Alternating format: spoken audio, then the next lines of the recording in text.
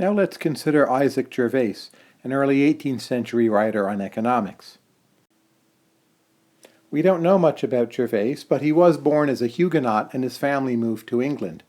What he's famous for is a pamphlet called The System or Theory of Trade of the World, which was published in 1720. I see Gervaise as the first economist to lay out a general and mostly valid theory of international equilibrium of prices and incomes and balances of trade and how they all fit together. This is sometimes called in the literature the price-specie flow mechanism. Before Gervaise, hardly anyone understood this stuff, so it's actually remarkable how big an advance he made in one short pamphlet. He starts with some basic insights, including what we might now call the law of one price. That is, under free trade, prices in different nations or regions, they will tend to equalize because of the trade. Gervaise held that money is distributed in rough proportion to the population of a nation. Today we might say in proportion to the size of that nation's economy.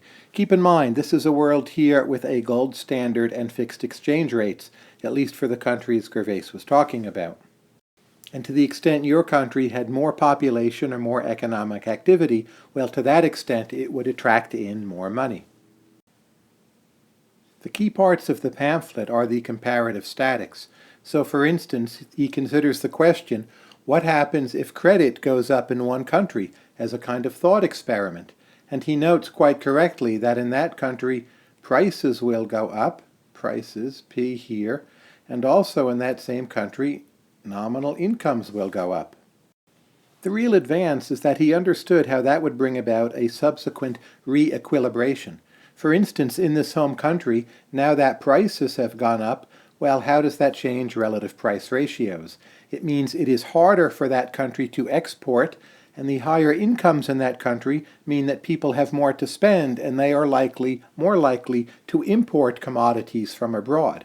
So the tendency here is that exports from that country are going down, and imports, which we represent by M sometimes, are going up, and that will tend to re-establish a balance of trade.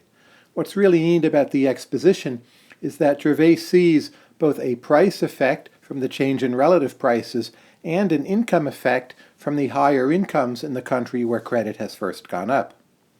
In the longer run, he saw that both the price increases and the credit expansion would end up spread across borders, and they would affect many countries until some kind of equilibrium was restored. Gervaise considered a number of different scenarios, but in general he told stories where gold flows until an equilibrium of prices and incomes is restored, and he had a pretty clear concept of equilibrium, and he also understood the difference between analyzing the final states he was talking about and the dynamic processes which brought you to those final states. And for 1720, this was really remarkably sophisticated. Arguably, the next major step forward would not come until David Hume's essay on money in the middle of the century. In any case, for further reading, of course, there's Gervaise himself.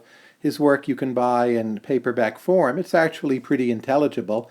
There's a very good article you can find through JSTOR called Isaac Gervaise on the International Mechanism of Adjustment. And finally, if you want to use Google more generally, you could start with the term price-specie flow mechanism.